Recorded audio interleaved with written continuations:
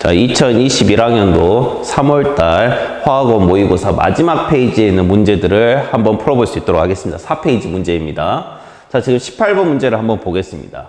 자, X가 들어있는 이 실린더에 Y2를 추가했고, 그 다음에 ZY3를 추가를 했습니다. 두 번에 걸쳐서 진행이 되었죠. 그래서 가나 다를 보고 있는데, 이것들의 이 정보를 통해서 보기를 해결하면 되겠습니다. 자, 그런데 어떤 조건들이 나와 있냐? 첫 번째 조건. 자, 기체들은 서로 반응하지 않는다. 서로 반응하지 않는 양만 늘어나는 거죠. 자, 그 다음에 어떤 조건이 나와 있냐면, 나와 다에 있는 원자수의 비가 3대 7이라고 지금 제시가 되어 있습니다. 자, 이 두 개의 조건을 통해서 지금 문제를 보니까 A를 구해야 될 것 같습니다. A를 구해야 될 것 같고, 보기에 나와 있죠. 기억, 다에서 A가 4분의 7이냐고 지금 물어봤습니다. 자, 그 다음에 원자량의 비는 X 대 Z가 5 대 4냐고 물어봤으니까 X, Y, Z의 원자량의 비율을 구할 수 있다는 정보를 얻을 수가 있겠네요. 자, 그 다음에 디귿 1g에 들어있는 전체 원자수는 Y2가 Z3보다 크냐라고 지금 물어봤습니다. 이것을 이제 분자량을 비교하면 쉽게 해결이 될 수가 있겠죠. 따라서 이 문제에서 A값 구하고 그 다음에 X, Y, Z의 원자량 구한다면은 풀리는 문제가 되겠습니다. 자, 그러면은 살펴볼 수 있도록 하겠습니다. 화면을 살짝만 더 키워서 풀어볼 수 있도록 하겠습니다. 자, 그럼 보니까 X 40g이 V리터입니다. X 40g이 V리터라고 주어져 있고요.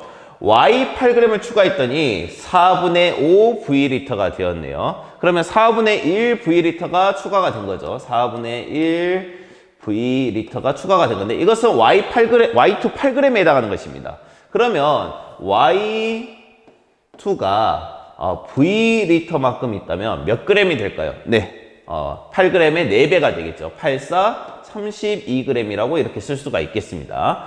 자, 그 다음에 또 한 번 진행이 되었는데, 여기에선 지금 다에서 부피가 AV리터라고 되어 있으니까 얼마만큼의 부피가 추가되는지 확신할 수가 없죠. 자, 그런데 문제에서 주어졌던 아까 조건, 자, 전체 원자수의 비가 나 대 다가 3대 7이라는 조건을 이용해서 A 값을 이제 구할 수 있을 것 같습니다. 한번 해보겠습니다. 자, 빨간색으로 한번 해볼게요. 지금 보니까 지금 X 같은 경우에는 V리터라고 되어 있고, 추가된 Y2 같은 경우에는 4분의 1 V리터가 되죠. 자, 그러면은 분자수가 안 나왔어요. 분자수가 안 나왔지만 우리가 아보가드로 법칙을 배웠죠. 아보가드로 법칙에서는 분자수의 비와 기체 상태에서 같은 온도와 같은 압력에서 부피비가 같다는 것을 알고 있죠. 분자수의 비가 부피비가 같다는 걸 알 수 있으니까 부피 자체를 분자수처럼 적용해서 한번 풀어보겠습니다. 부피 자체를 분자수처럼 해본다. 자, 그러면은 자, 여기에서 어떻게 말할 수 있냐면 단원자 분자네요. 원자 한 개가 분자가 되는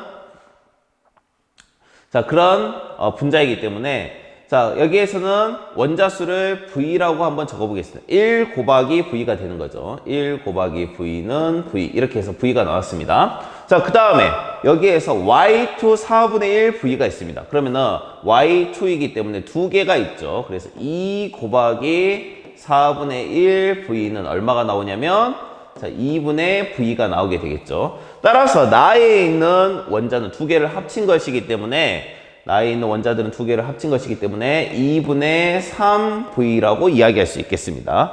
그런데 몇 대 몇이라고 나왔죠? 3대 7이라고 나왔죠. 그럼 다에 있는 원자들은 총 얼마만큼이 돼야 되냐? 2분의 7V가 돼야겠네요. 자, 그런데 나와 다의 차이점이라고 한다면 ZY3 40g이 추가됐다는 차이만 있을 뿐이죠. 그래서 ZY3 40g에 있는 원자수가 얼마가 나와야 되냐면 2분의 4만큼이 나와야겠네요. 2분의 4V가 나와야 됩니다.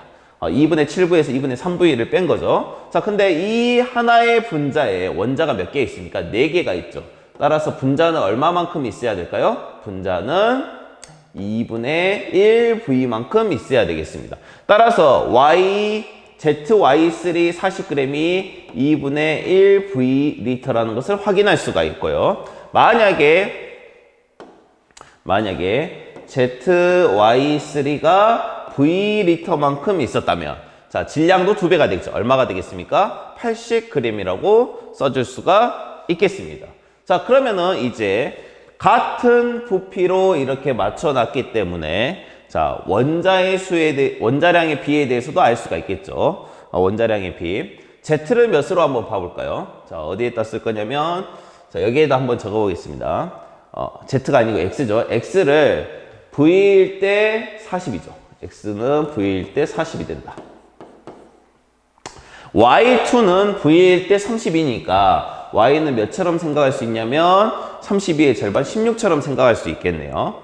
자, 그러면 Y가 16이면 Y3는 48이 되겠죠. 그러면은 Z는 얼마가 나옵니까? Z는 32가 나오게 되겠습니다. 그래서 X, Y, Z의 비율을 구할 수가 있다는 거죠. 자, 그 다음에 A를 한번 구해 보겠습니다. A 같은 경우에는 XY2에다가 ZY3가 추가된 경우인데, 자, 그러면은 어떻게 설명할 수 있냐?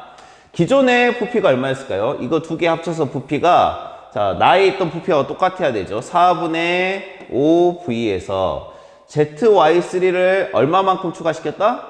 2분의 1V만큼 추가시켰다. 그럼 얘는 4분의 2V가 되겠죠. 그럼 두 개를 더하면 얼마가 됩니까? 4분의 7V가 되기 때문에 A는 4분의 7이라는 것을 확인할 수가 있겠습니다. 자, 그러면은 아래 보기를 한번 봐볼게요. 자, 여기 적응 문제 풀이 흔적을 그대로 놔두고 아래로 한번 가보겠습니다. 자, 조금 안 보일 수 있으니까 다해서 A는 4분의 7이다라고 했습니다. 4분의 7이 나왔었죠. 그래서 기억은 맞다라고 할 수 있고요. 자, 그 다음에 원자량의 B는 X 대 Z가 5대 4냐고 물어봤습니다. X 대 Z가 40대 32가 되니까 8로 나누게 되면 5대 4가 나오게 되죠. 그래서 맞다라고 할 수 있겠습니다. 자, 1g에 들어있는 전체 원자수의 B는 Y2가 ZY3보다 크냐라고 물어봤습니다. 자, 그러면은 Y2는 분자량을 32라고 볼 수 있죠. 그럼 1g에 1분의 32몰 에 해당하는 비율로 이제 얘기해야 되죠. 32분의 1에 해당하는 비율로 가지고 있을 것이고, ZY3 같은 경우에는 1 나누기 Z가 30이고 Y가 48이니까 더하면 80이죠. 아까 계산했던 거. 그래서 80분의 1의 비율로 가지고 있을 겁니다. 따라서 누가 더 많이 가지고 있다라고 말할 수 있을까요? 아, 여기서 원자라고 했군요. 원자라고 했으니까 여기에서는 지금 이렇게 32분의 1, 80분의 1이라고 구한 것은 분자가 되겠고, 곱하기 2를 해야 될 것이고, 여기는 곱하기 몇을 해야 될까요? 아, 4를 해야 되겠네요. 자, 그래서 약분하면 여기가 16, 자, 여기 약분하면 20이 되니까 그래도 결과는 같네요. Y2가 ZY3보다 원자수가 더 많다라고 이야기할 수 있겠죠. 따라서 기억, 니은, 디귿이 다 맞아서 몇 번이 답이 될까요? 5번이 답이 되겠습니다. 자, 그 다음에 19번 문제 한번 봐보겠습니다. 자, 19번 문제에서, 자, 아래 문제는 읽고 넘어가겠습니다. V하고, B하고 C하고 구하라는 문제가 되겠네요. 그래서 이렇게 V 곱하기 C분의 B를 구해라, 이렇게 얘기할 수 있겠죠. 자, 그러면, 자, 여기 문제만 좀 확대를 해보겠습니다. 자, 문제가 뭐였습니까? V 곱하기 C분의 B를 구하여라. 자, 이렇게 나와 있고요. 자, 문제에서 보면은 염산이 A몰 농도. 자, A는 구하라는 말이 없네요. 뭐 구할 수도 있겠지만.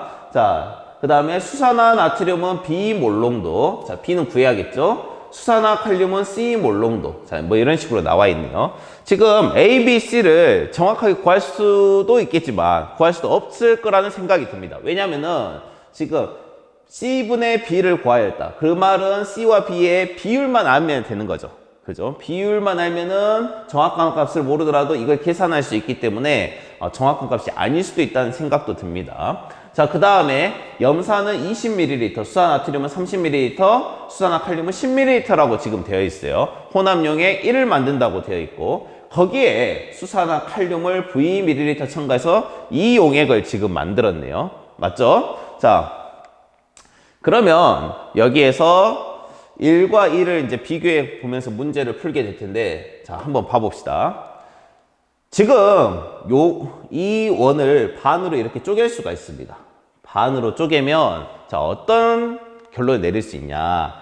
반쪽은 양이온, 반쪽은 음이온 이렇게 결론을 내릴 수 있습니다. 왜냐하면 수용액에서 전하의 합은 0이 돼야 됩니다. 양이온의 전하가 있을 것이고 음이온의 전하가 있을 텐데 합쳐서 0이 돼야 되는데 여기에서는 플러스 1과 양이온만 있고 그 다음에 마이너스 1과 음이온만 있습니다. 따라서 양이온의 개수와 음이온의 개수가 완벽하게 같아야지만이 합쳐서 0이 될 수밖에 없는 거죠. 그래서 절반 나누어서 생각하면 훨씬 편하겠습니다.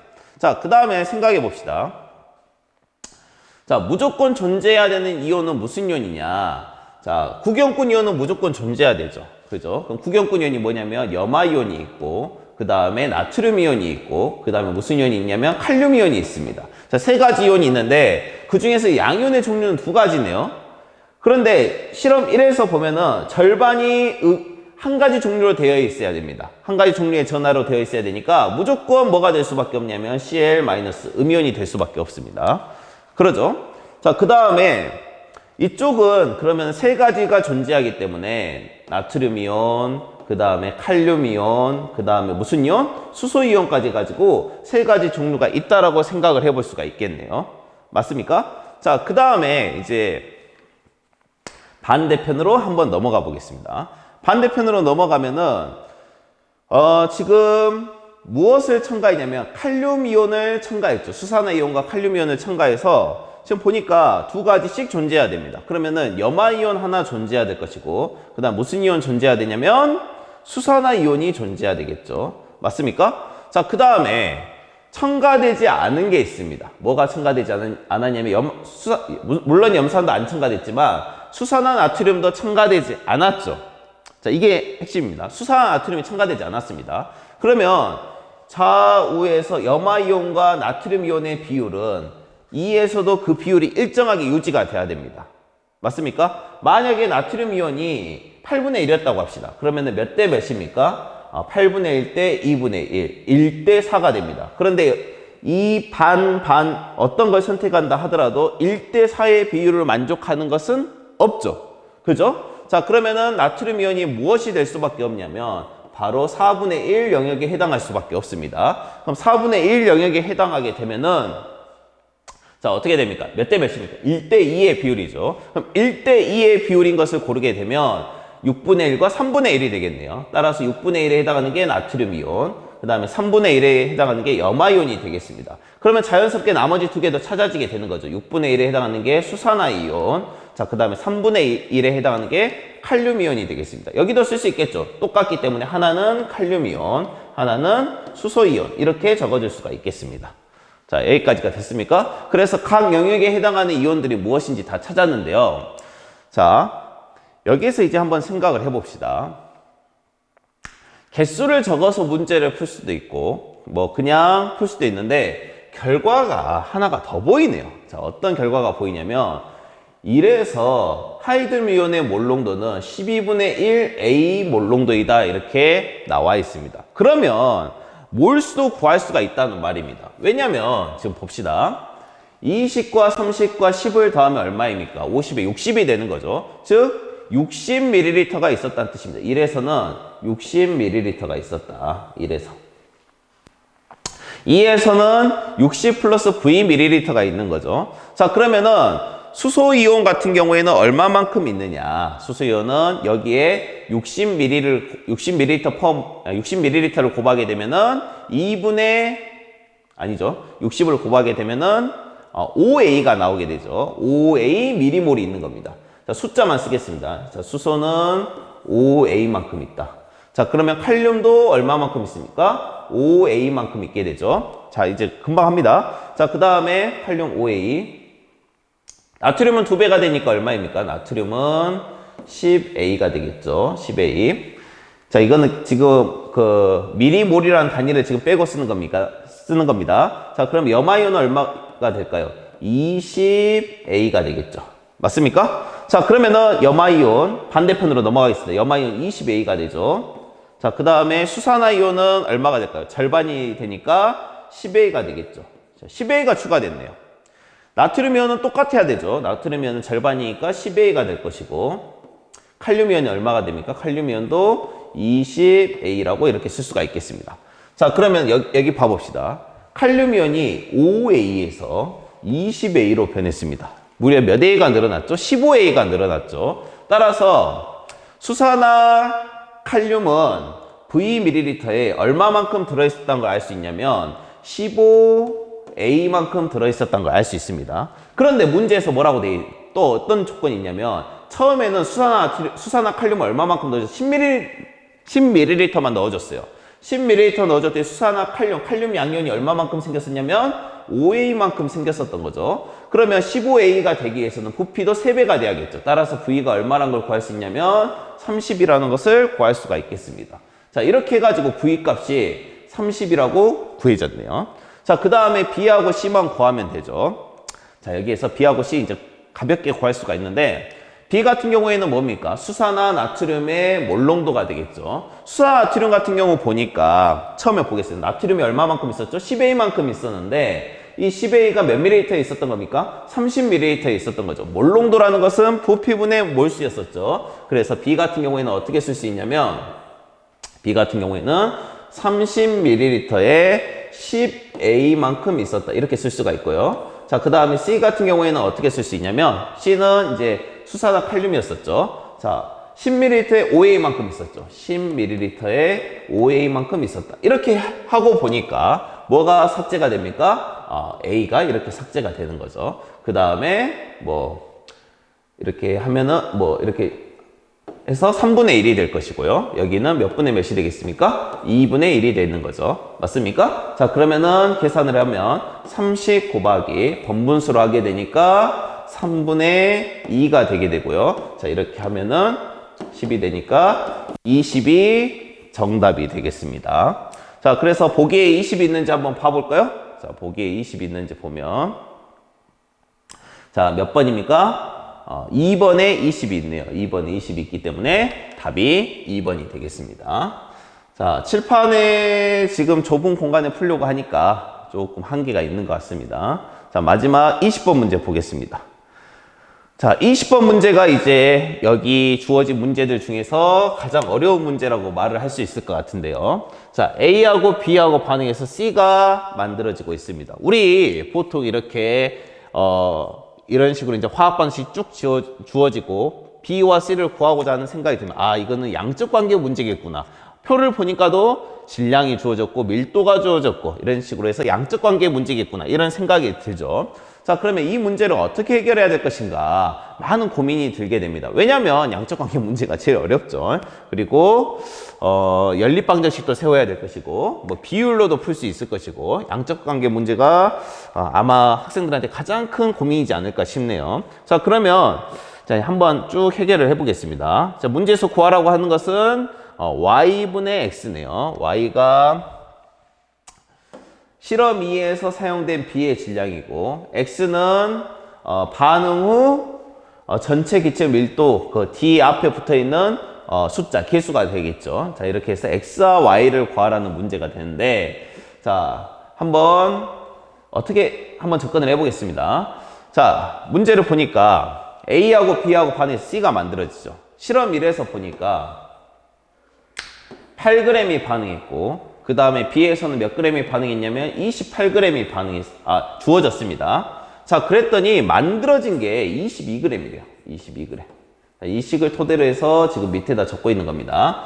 자, 그러면 자, 여기 반응한 A와 반응한 B의 질량을 더해서 22g이 나와야겠죠. 무슨 법칙이냐면 이게 질량 보존의 법칙이 되는 거죠. 근데 28g이 다 반응할 수 없습니다. 28g이 반응했다면 C가 22g보다 훨씬 더 많이 28g 이상이 만들어져야겠죠. 그래서 말이 되지 않습니다. 그래서 반응을 결정짓는 물질이 바로 무엇이었냐? A 8g이었다는 것을 알 수가 있는 거죠. 그럼 B는 28g 중에서 얼마만큼만 반응했냐? 그러면은 14g만 반응했다는 것을 알 수가 있겠습니다. 그럼 실험 1에서 이렇게 질량의 비율을 구할 수가 있겠네요. 그래서 A는 하나도 남지 않았고 B는 얼마만 남았냐면 14만 남았고 C는 22g이 만들어졌다. 이렇게 결론을 내릴 수가 있는 거죠. 자, 이걸 토대로 해서 실험 2에서도 구할 수가 있는데 실험 2에서 보면은 자, 24g입니다. 24g.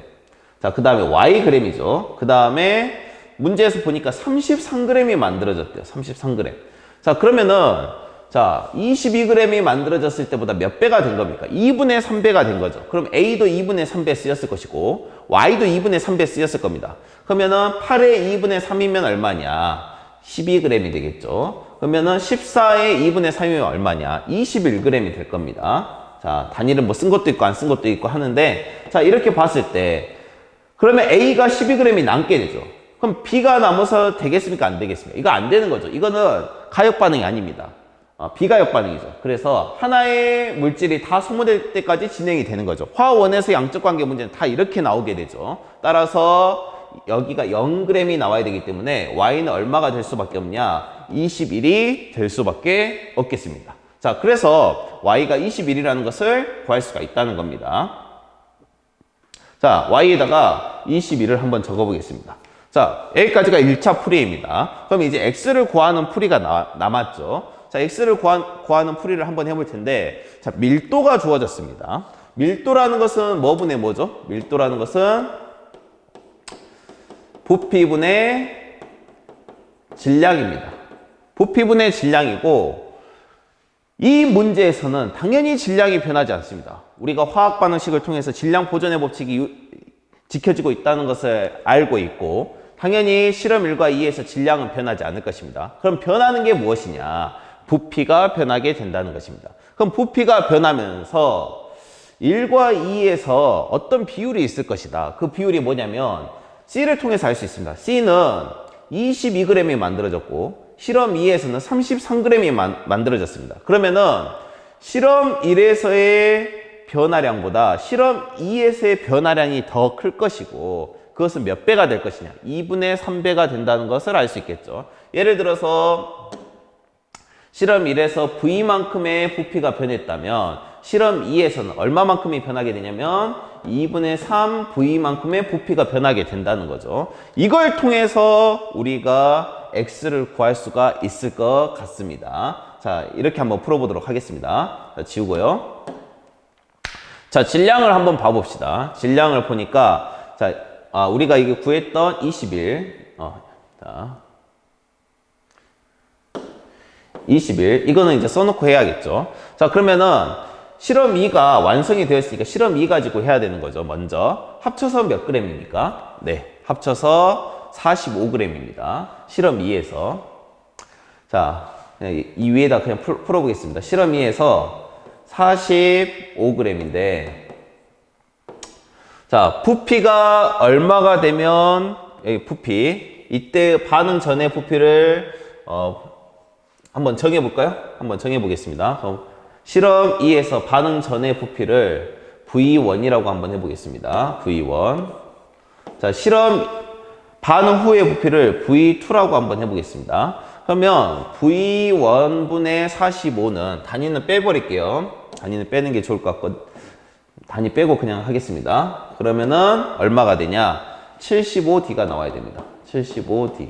그럼 V1이 얼마가 나오냐? V1이 75D를 몇으로 나눈 게 되겠습니까? 45로 나눈 게 되겠죠. 맞습니까? 자, 그러면 자, V2도 구할 수가 있겠죠. V2는 당연히 반응 후에도 질량이 45일 것이고 45. 자, V2로 나누었을 때 얼마가 나와야 되냐면 100D가 나와야 되네요. 100D. 그죠? 그럼 V2는 얼마라고 구할 수 있냐면 V2는 100D분의 45라고 구할 수 있겠죠. 자, 이 부분은 잘못 썼네요. 선생님 지금 이 부분 잘못 썼습니다. V1 다시 쓰겠습니다. V1은 75D분의 45라고 쓸 수 있는 거죠. 선생님 실수했네요. 자, 이렇게 썼습니다. 그러면 지금 부피가 어떻게 되었습니까? 부피가 감소했죠. 그죠? 그럼 감소한 부피가 얼마냐면, 자, 감소한 부피를 한번 구해볼게요. 자, 얼마에서 얼마를 빼주면 됩니까? 자, 쓰기가 좀 곤란하네요. 자, V1에서 V2를 한번 빼보겠습니다. V1에서 V2를 빼면은, 자, 이것을 그대로 가져다 쓸 겁니다. 자, 75 곱하기 100. 통분을 한 거죠. D분의 45는 그대로 남아있고, 자, 여기는 100을 곱해준 거고 여기는 75씩 곱해준 거죠. 따라서 100-75가 되는 거죠. 100-75니까 25가 되겠네요. 지우개에서 굳이 쓸 필요 없이 식으로 다 쓸 필요 없이 여기가 25가 된다. 이렇게 쓸 수가 있겠습니다. 이거는 감소한 부피입니다. 어떤 부피이다? 감소한 부피. 자, 그러면 조금 계산을 해볼까요? 계산을 하는 게 좀 편할 것 같아서 자, 이렇게 하면은 4. 자, 이렇게 되죠. 자, 그 다음에 또 5로 나눠집니까? 5로 나눠지면 5, 9, 45. 5로 나누면 25가 될 것이고. 맞습니까? 25가 아니죠. 자, 계산 실수하면 안 되고. 자, 여기가 15가 되겠죠. 그럼 또 3으로 나눠지네요. 자, 3으로 나눠지고 여기가 5가 되겠죠. 자, 그래서 얼마가 나오냐면 20d분의 3만큼. 자, 이만큼 부피가 감소했다는 걸 알 수 있습니다. 그런데 아까 설명했었죠. 실험 1에서는 실험 2가 실험 1에서 2분의 3배만큼 더 많이 일어났으니까 실험 1은 3분의 2배만큼 일어났겠네요. 그죠? 그러면은 부피 감소량도 3분의 2가 돼야 된다는 것입니다. 그러면 부피 감소량을 3분의 2를 해주게 되면 부피 감소량은 어디에서? 실험 1에서 부피 감소량 니꼴 자 20d분의 3 곱하기 얼마? 3분의 2 이렇게 하게 되면 자 약분이 되죠? 자 깔끔한 숫자로 나오게 되네요. 자 이렇게 되죠. 그래서 얼마가 나옵니까? 10d분의 1만큼이 나오게 되겠습니다. 그래서 실험 1에서는 부피가 감소했는데 10d분의 1만큼 감소하게 된 거예요. 그죠? 자, 그러면 이것을 기억하고 지우고 풀어볼 수 있도록 하겠습니다. 자, 지워볼게요. 10분의 1d만큼 감소했다. 자, 실험 1에서의 질량을 한번 봐보겠습니다. 질량 보니까, 자, 얼마입니까? 더하면 36이죠. 자, 36g이 있었습니다. 자, 근데, 자, 여기에서 이제 부피를 뭐라고 합니까? VA라고 한번 해볼까요? 반응 전의 부피를 실험 1에서 VA, 반응 후를 VB라고 한번 써보겠습니다. Y는 21이라고 구했었죠? 자, 그러면은 VA로 나눴을 때 얼마가 나와 있냐? 밀도가 나와야겠죠. 72D라고 나와야 될 것입니다. 그럼 VA는 얼마가 나옵니까? VA는 72D분의 36 이렇게 나오게 되겠죠. 단위를 안 써야 되는데 단위를 또 썼네요. 단위 지우겠습니다. 자, 이렇게 나오죠. 자, 약분하면 얼마입니까? 약분하면 2d분의 1이 나오게 됩니다. 맞습니까? 자, 그런데 아까 감소량이 얼마라고 했었습니까? 감소량이 10d분의 1이라고 했었죠. 그럼 얘는 10d분의 5가 되죠. 10d분의 5. 그러면은 자, 여기에서 반응 후에 VB는 얼마가 돼야 되냐면 10d분의 4가 돼야 되겠네요. 10d분의 4. 10d분의 1이 감소했으니까. 맞죠? 자, 그러면은 여기에서 밀도 X를 구하라고 했으니까 밀도 X는 여기다 쓰겠습니다. X는 질량 얼마입니까? 질량이 반응 전이나 반응 후나 질량이 똑같아야 되죠. 36이 되겠습니다. 36이 될 것이고 자, 그 다음에 부피가 얼마가 나왔으니까 10d분의 4니까 5d분의 2가 되겠죠. 5d분의 2라고 이렇게 쓸 수가 있겠습니다. 자, 그러면은 자, 번분수로 하면은 자, 2 약분이 되고 여기가 18 이렇게 나오게 되죠. 자, 그러면은 얼마가 됩니까? 18 곱하기 5d 이렇게 나오게 되겠네요. 맞습니까? 자, 18 곱하기 5d니까 자, 계산을 하면 얼마가 되겠습니까? 바로 90D 이렇게 나오게 되겠네요. 따라서 X가 얼마라는 걸 구할 수 있습니까? 90이라는 걸 구할 수 있겠죠. 맞죠? 그죠? 자, 그래서 Y분의 X는 90 나누기 21을 하면 되겠습니다. 그러면 얼마가 나옵니까? 3으로 약분돼서 7이고 여기가 30이 나오게 되죠. 따라서 답은 3번 이렇게 풀면 되겠습니다. 자, 20번 문제까지 풀어봤는데요. 화원 전반적으로 봤을 때 아주 어려웠던 시험은 아니었던 것 같습니다. 여러분들이 충분히 복습을 한다면 모든 문제를 잘 해결할 수 있을 거라고 믿고 다음 4월달 시험에 또 한번 다른 방법으로 해서 풀이 강의를 올려볼 수 있도록 하겠습니다.